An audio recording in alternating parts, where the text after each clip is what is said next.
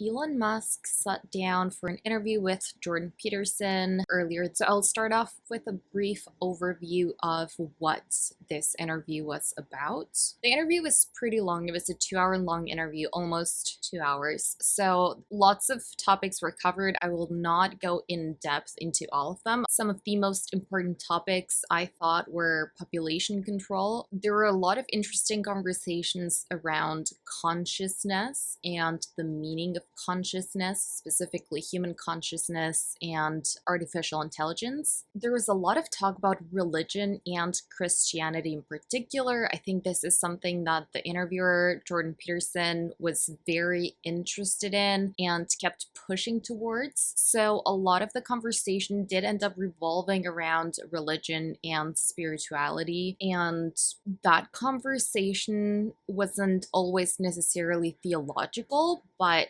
it did kind of evolve into aspects of enlightenment and, again, consciousness. So this was a very big theme throughout this interview. I'm not sure why specifically, other than the fact that Dr. Peterson seems to be working on a book that he will be releasing soon. He kind of plugged it more than a few times throughout the interview, and it would seem as though it does have something to do with religion. OpenAI was a big topic of conversation as well that I think is interesting to touch on. Not just artificial intelligence in general, but specifically OpenAI and the controversies surrounding it, and specifically surrounding Musk's early involvement in the company and sort of what happened, legal action that he may be taking in the future. So that was very juicy. But two of the main or most important topics in this conversation, and I think the key takeaways that everyone has been taking from it, were, first of all, gender affirming care.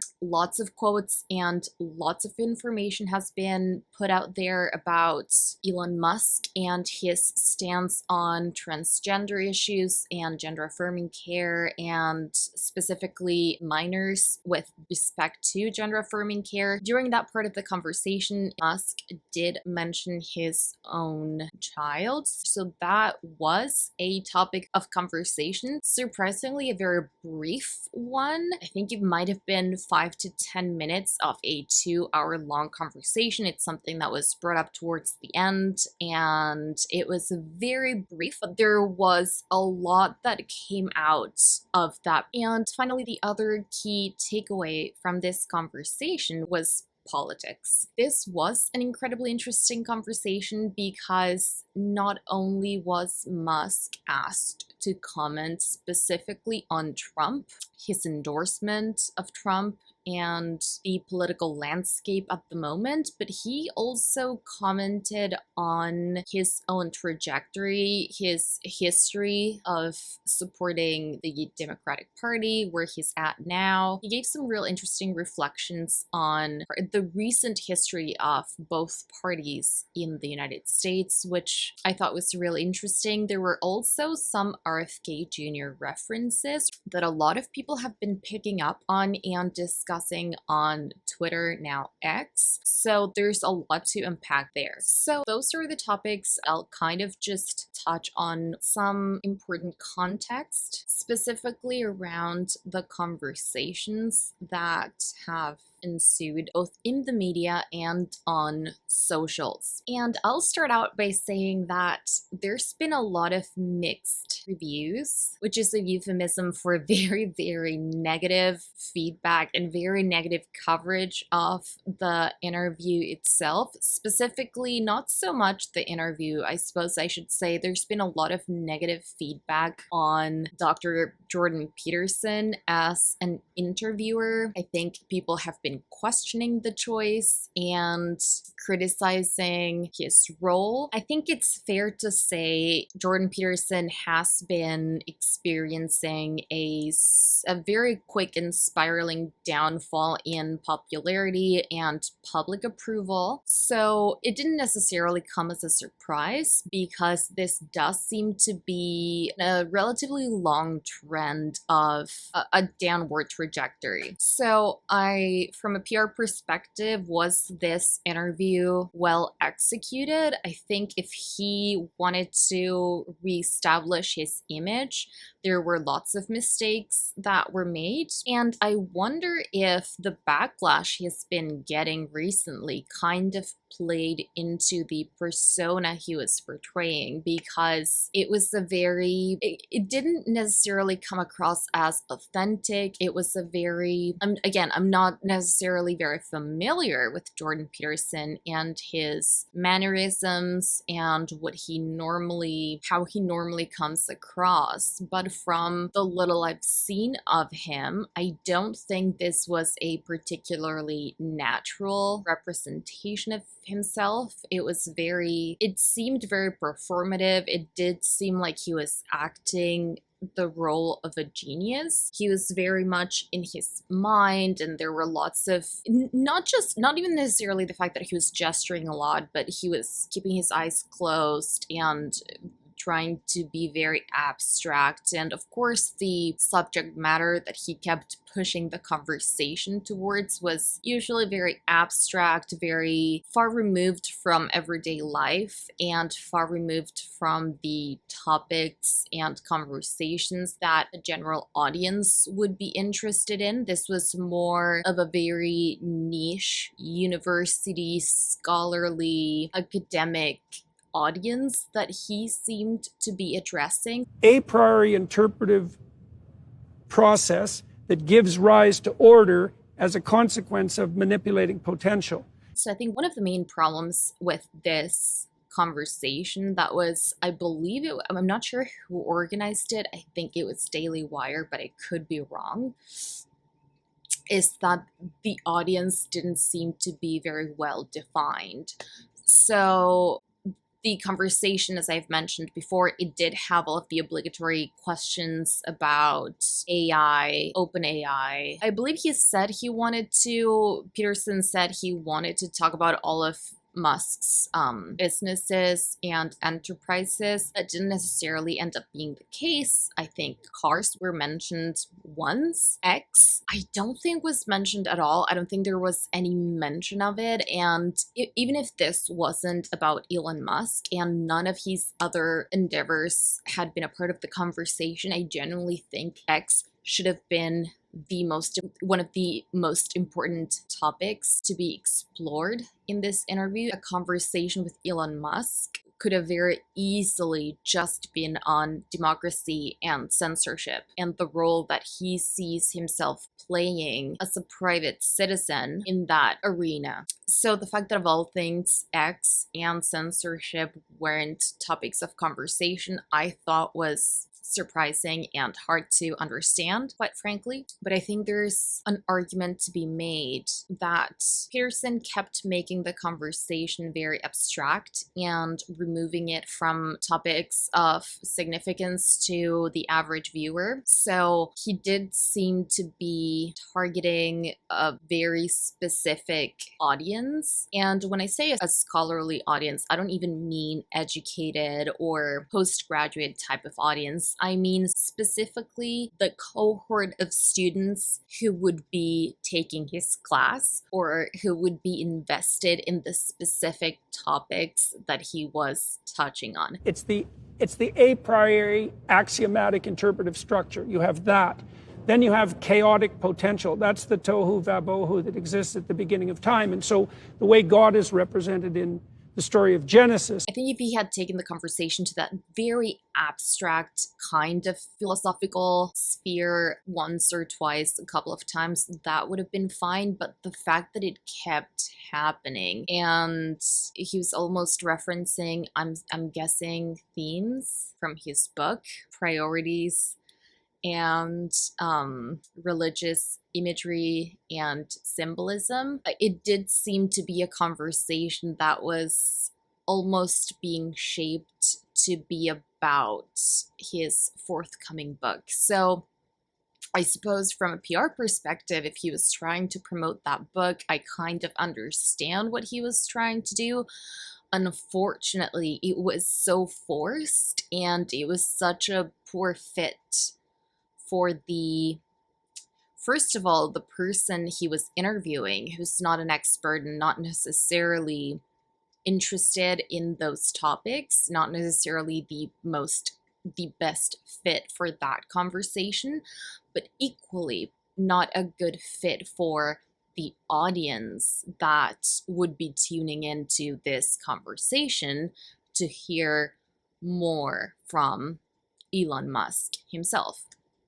So I think those factors played against Peterson's sort of book launch or soft launch strategy. This can be seen in the overwhelmingly negative response to him as an interviewer in particular, which I have to say, it's not very often that an interviewer takes the spotlight from the interviewee. That doesn't happen often. And, I can think of a few times when that's happened. Emma Watson, for instance, when she was a UN ambassador for the He for She, and she had her book club, she was often in the spotlight to share the spotlight with activists on different and highlight different issues. And I think she was very graceful. She did a very wonderful and graceful job in that. Definitely a balance needs to be struck, and I cannot imagine it being easy. Meghan Markle is another great example. She's often taken on charitable enterprises and projects where her main goal is to shift the spotlight to a specific organization, and that I cannot imagine that being easy to do. However, in this scenario, it is a bit more surprising because Elon Musk is not only undeniably the bigger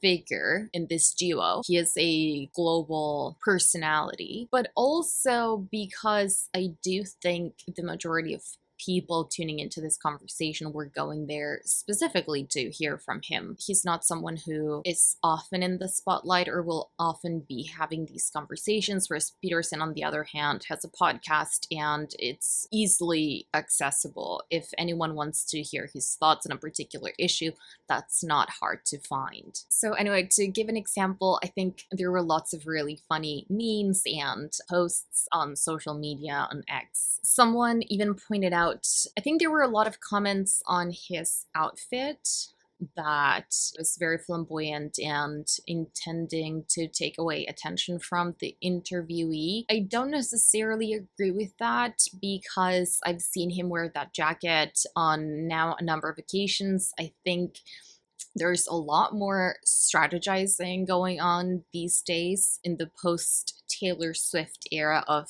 personal branding. I think it might be one of those things where he is in his new book era, wearing the jacket that has lots of religious symbolism. So I guess that's a separate conversation. I think there could be another rationale for the jacket, and I don't think that took away from the interview at all. If anything, I think it's probably a good idea, specifically because the interviewer in this case, not being a woman, there's not a lot of interesting things to keep a visual audience engaged with a female presenter or interviewer. There's so much more that can be done to appeal to the eye and to add texture and symbolism and visual interest, from clothing, hair, accessories, colors. There's just so much more to keep the audience interested. So if anything, I think having a flamboyant outfit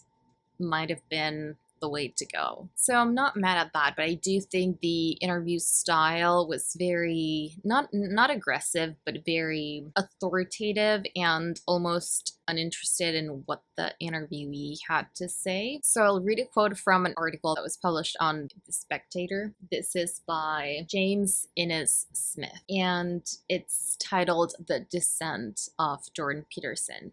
That was the title about this conversation. It wasn't about the Elon Musk interview. It wasn't about the Peterson-Musk conversation. The title of the article is about Jordan Peterson, and that kind of tells a lot about the dynamics of the conversation. The style of the interview was very one-sided, and I don't think the conversation flow allowed for the audience to get everything they wanted to get from, in this case, Elon Musk. So in this article, the author mentions multiple times that it made for painful viewing, that it was awkward. He very much suggests that Peterson kind of hijacks the conversations and goes off on unrelated, long-winded asides. And he specifically mentions how often Peterson interrupts his guests, which, according to this article, he also does on his podcasts. Now, I'm not familiar with his podcasts, so I cannot comment on that. I suspect that people who tune into his podcasts are perhaps